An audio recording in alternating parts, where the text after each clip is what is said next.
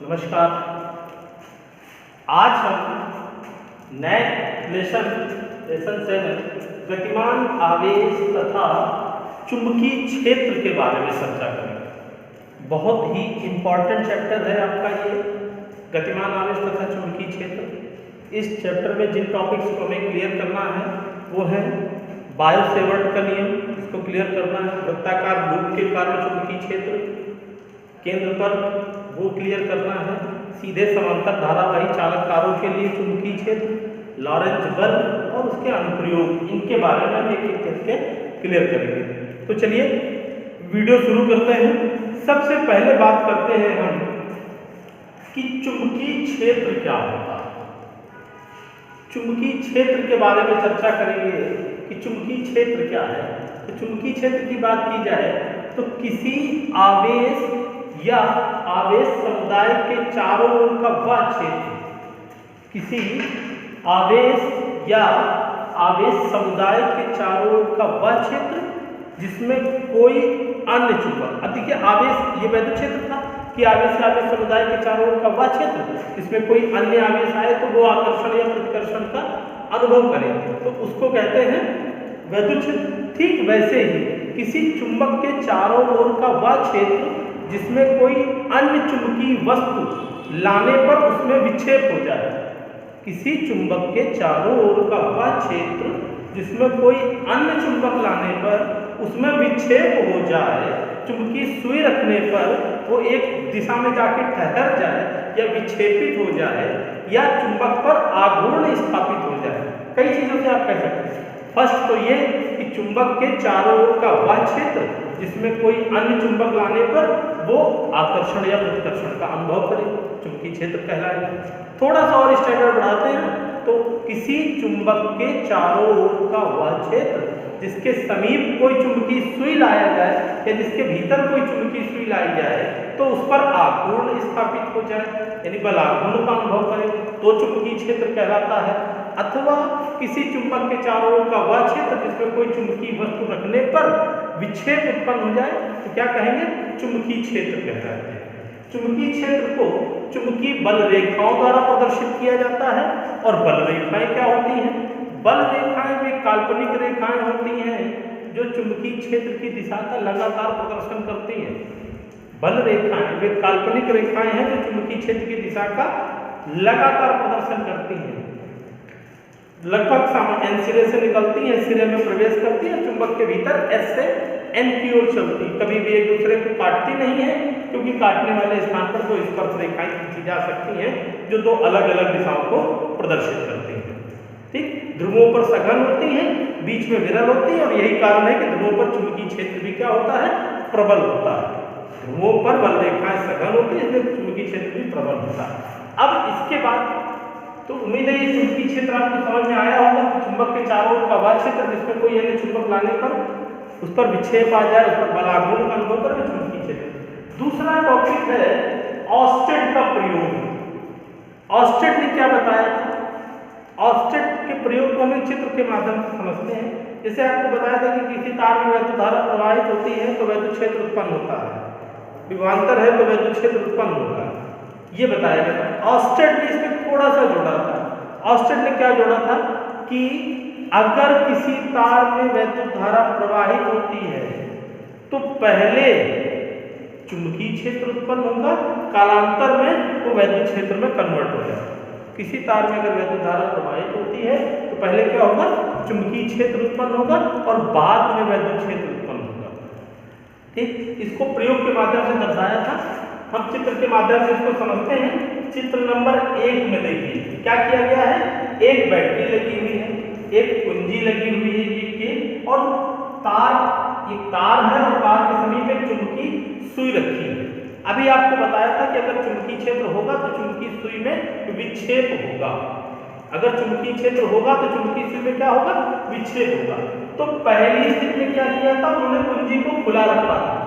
कुंजी खुली होने का मतलब है कि तार में कोई धारा प्रवाहित नहीं हो रही है और जब तार में धारा प्रवाहित नहीं हो रही है इसी कारण से चुंबकीय सुई में भी कोई विक्षेप नहीं हो रहा। इसी कारण से चुंबकीय सुई में भी कोई विक्षेप नहीं हो रहा। उम्मीद है बात समझ में आई। दूसरे स्टेप में क्या किया, दूसरे स्टेप में उन्होंने कुंजी को बंद कर दिया। अब कुंजी बंद जैसे की गई, स्पष्ट हुआ कि तार में वैद्युत धारा प्रवाहित होने लगी, आई धारा प्रवाहित होने लगी। तो जैसे ही तार में धारा प्रवाहित होती है, क्या देखते हैं कि जो चुंबकीय सुई है वो हमारी एक ओर विक्षेपित हो जाती है। चुंबकीय सुई क्या होती है, एक ओर विक्षेपित हो जाती है। थोड़ा निष्कर्ष मिला, चुंबकीय सुई विक्षेपित तभी होगी जब चुंबकीय क्षेत्र होगा, ये तो कन्फर्म है। तो यहाँ से निष्कर्ष क्या मिला कि जैसे ही धारा प्रवाहित की गई, चुंबकीय सुई विक्षेपित हो गई। इसका मतलब है कि धारा प्रवाहित करने के कारण चुंबकीय क्षेत्र उत्पन्न हुआ। और पुष्टि करने के लिए इन्होंने क्या किया, और अधिक पुष्टि करने के लिए इन्होंने धारा की दिशा बदल दी, बैटरी के ध्रुवों को चेंज कर दिया। अब बैटरी के ध्रुव चेंज कर दिए, प्लस इधर हो गया, माइनस इधर हो गया, ये धारा की दिशा। और अब जैसे ही कुंजी दबाते हैं तो क्या देखते हैं, चुंबकीय सुई थी वो ठीक दूसरी दिशा में विक्षेपित हो जाती है। पक्का होगी बात ये, पहले एक दिशा में विक्षेपित हुई, दूसरी दिशा में विक्षेपित हुई, और जैसे धारा का बहना बंद है तो कोई विक्षेप नहीं हुआ। क्या बात पक्की हो गई?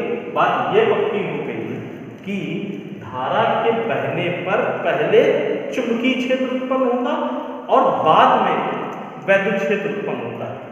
इसको कहते हैं ऑस्टेट का प्रयोग। उम्मीद है बात समझ में आ गई होगी। अब ये जो चुंबकीय क्षेत्र धारा बहने के कारण उत्पन्न हुआ, जो चुंबकीय क्षेत्र धारा के बहने के कारण उत्पन्न हुआ है, ये निर्भर किस पर करता है, इसको डिफाइन किया था बायो और सेवर्ट ने। किसने डिफाइन किया था? बायो और सेवर्ट ने इस बात को डिफाइन किया था कि धारावाही चालक तार के कारण उत्पन्न चुंबकीय क्षेत्र किन बातों पर निर्भर करता है। इसके लिए इसे बायो सेवर्ट का नियम भी कहते हैं। इसके लिए एक धारावाही चालक तार लिया, चालक तार में एक अंतःखंड ले लिया, पूरा चालक तार नहीं है, चालक तार के एक अंतःखंड डेल्टा एल लंबाई का ले लिया। तो अब क्योंकि तार के चारों चुंबकीय क्षेत्र उत्पन्न होता है, तो चुंबकीय क्षेत्र चारों उत्पन्न होता है, इधर भी होगा, इधर भी होगा, यहाँ भी होगा, यहाँ भी होगा, सभी जगह होगा।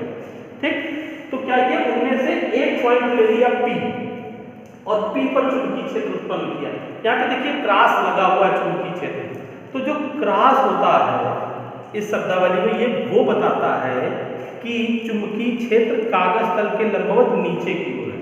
अगर क्रॉस लगा है तो क्रॉस क्या बताता है कि चुंबकीय क्षेत्र कागज तल के लंबवत किधर है, नीचे की ओर है। तो बिंदु P पर चुंबकीय क्षेत्र कागज तल के लंबवत नीचे की ओर है। बिंदु P की इस तार से दूरी कितनी है, r है। तार में I धारा प्रवाहित कर रही है और चालक खंड की लंबाई कितनी है, डेल्टा है। तो क्रम वाइज समझते हैं कि ये जो चुंबकीय क्षेत्र उत्पन्न हुआ है धारा के बहने के कारण, ये निर्भर किस पे करता है। तो सबसे पहला है कि उत्पन्न चुंबकीय क्षेत्र, जो तार में धारा प्रवाहित हो रही है उसके अनुक्रमानुपाती होता है। उत्पन्न चुंबकीय क्षेत्र चालक खंड में बहने वाली धारा के अनुक्रमानुपाती होता है, अर्थात डेल्टा के अनुक्रमानुपाती आई। दूसरा है कि उत्पन्न चुंबकीय क्षेत्र चालक खंड की लंबाई के अनुक्रमानुपाती। उत्पन्न चुंबकीय क्षेत्र क्या है, चालक खंड की लंबाई के अनुक्रमानुपाती। तो दो हो गया, पहला धारा के अनुक्रमानुपाती, दूसरा चालक खंड की लंबाई के अनुक्रमानुपाती होता है। तीसरा होता है कि उत्पन्न चुंबकीय क्षेत्र चालक तार और बिंदु P, बिंदु P क्या है, जहां पर चुंबकीय क्षेत्र ज्ञात कर रहे हैं, तो उत्पन्न बिंदु P के बीच बने कोण थीटा की ज्या के अनुक्रमानुपाती होता है। तो डेल्टा B अनुक्रमानुपाती हो जाएगा साइन थीटा। अब हो गया डेल्टा B धारा के अनुक्रमानुपाती, चालक खंड की लंबाई के अनुक्रमानुपाती, कोण की ज्या के अनुक्रमानुपाती, और लास्ट क्या है कि जो उत्पन्न चुंबकीय क्षेत्र है चालक तार से दूरी, उस बिंदु की दूरी जहां चुंबकीय क्षेत्र ज्ञात कर रहे हैं के वर्ग के व्युत्क्रमानुपाती। ये तीनों अनुक्रमानुपाती, ये क्या हुआ, व्युत्क्रमानुपाती, अर्थात दूरी बढ़ने पर चुंबकीय क्षेत्र घटता जाता है। तो चारों समीकरणों को मिला दिए, delta B अनुक्रमानुपाती I delta L sine theta बटे r स्क्वायर। चारों को मिलाने से अब अनुक्रमानुपाती का चिन्ह हटा के कांस्टेंट यूज किया गया। कौन सा कांस्टेंट, म्यू नॉट अपॉन 4 पाई। अच्छा, जो चुंबकीय क्षेत्र का सूत्र है वो क्या आ गया, डेल्टा B बराबर mu naught upon 4 pi I delta L sine theta बटे r स्क्वायर, और मात्रक हुआ इसका न्यूटन प्रति एम्पियर मीटर अथवा अथवा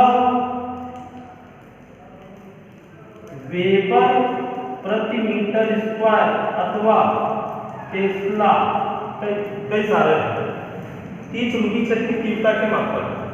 इनमें से जो आपने कांस्टेंट दिया था, कांस्टेंट क्या माना गया था? म्यू नॉट अपॉन 4 पाई। तो जो म्यू नॉट अपॉन 4 पाई है, इसकी वैल्यू होती है 10⁻⁷ न्यूटन प्रति एम्पियर स्क्वायर।